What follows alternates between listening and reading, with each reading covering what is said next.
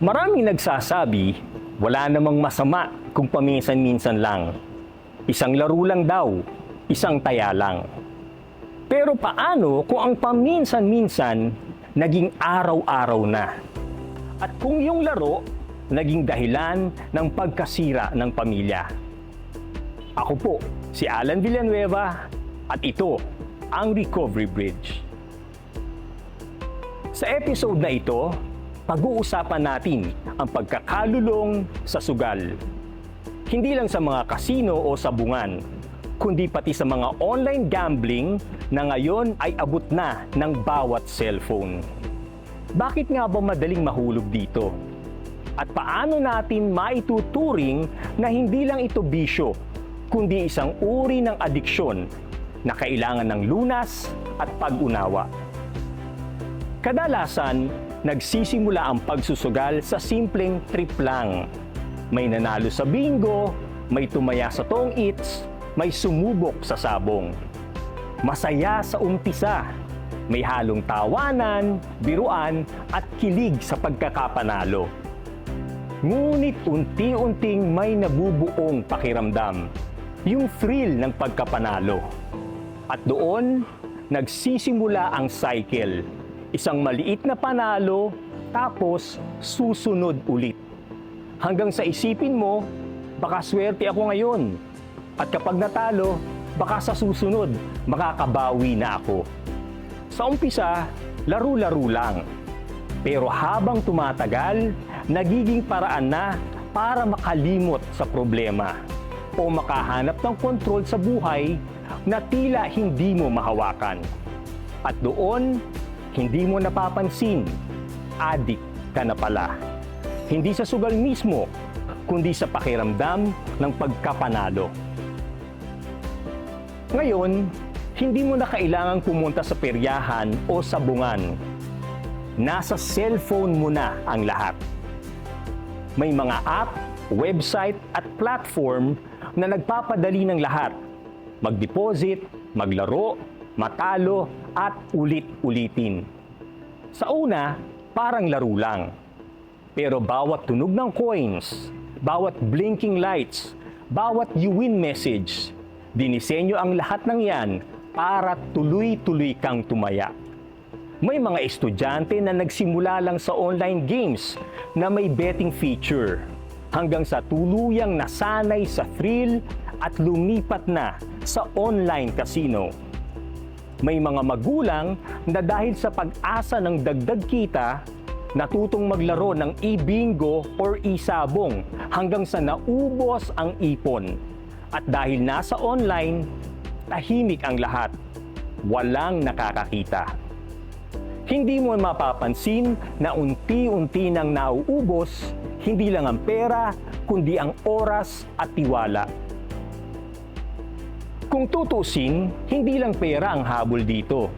Ang totoo, chemical reaction sa utak. Sa bawat panalo, naglalabas ang utak ng dopamine, isang feel-good chemical.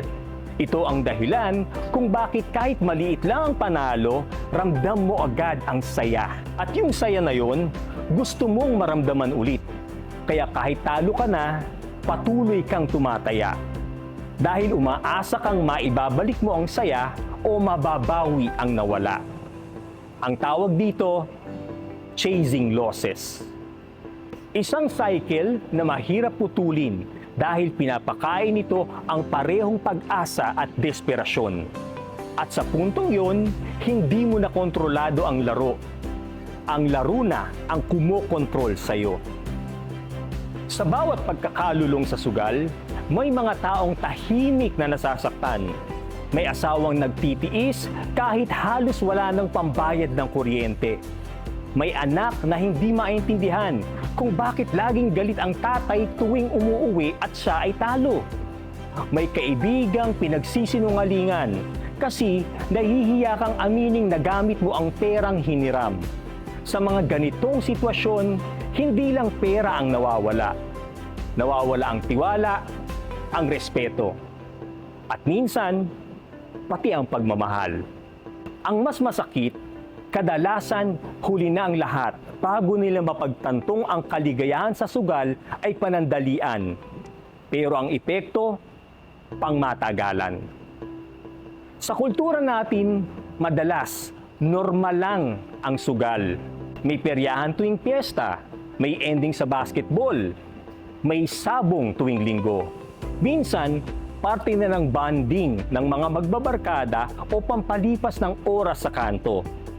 Ngayon, pati sa social media, maraming ads na panay easy money games, mga influencer na nag-aalok ng jackpot sa isang pindot lang. Minsan, mismong kabataan ang nahihikayat, pero bihira nating makita ang kabilang mukha. Yung mga taong nauubos ang ipon, na isasanla ang mga ari-arian, nawala ang negosyo at nawala ng pamilya dahil sa sugal na akala nila'y isang laro lang. Kaya mahalagang pag-usapan ito, hindi para manisi, kundi para manormalize ang paghingi ng tulong. Dahil habang ang lipunan ay tahimik sa isyong ito, parami ng parami ang mga taong tahimik na nalulunod sa pagkabaon. Ang unang hakbang ay aminin na may problema. Hindi mo kailangang maghintay na mawala ang lahat bago humingi ng tulong. Dito pumapasok ang mga rehabilitation programs tulad ng sa Bridges of Hope na nagbibigay ng counseling, therapy, support system para sa mga nalululong. Sa mga ganitong pasilidad, tinuturuan ang mga tao kung paano magtiwala muli sa sarili, paano humingi ng tawad, at paano magsimula ng may pag-asa.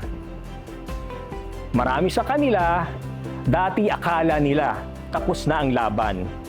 Pero ngayon, sila pa ang nagbibigay ng inspirasyon sa ibang tao. Dahil gaya ng sinasabi ng ilan, hindi ko kailangang manalo sa sugal para maramdaman kong panalo ako sa buhay. Ang pagsusugal ay hindi lang laro. Ito ay isang komplikadong laban. Laban sa tukso, laban sa takot, at madalas, laban sa sarili. Pero kung kaya mong tanggapin na kailangan mo ng tulong, ibig sabihin, kaya mo ring magsimula muli. At sa bawat hakbang ng paggaling, tandaan, hindi mo kailangang lumakad mag-isa. Ako po si Alan Villanueva at ito ang Recovery Bridge. Kung ikaw o may kakilala kang nangangailangan ng tulong, huwag mag-atubiling kumilos. Sa Bridges of Hope, may mga taong handang makinig, umunawa at tumulong. Tandaan, may tulong, may lunas, at higit sa lahat, may pag-asa. Hanggang sa muli, sama-sama tayong tatawid patungo sa mas maliwanag na bukas.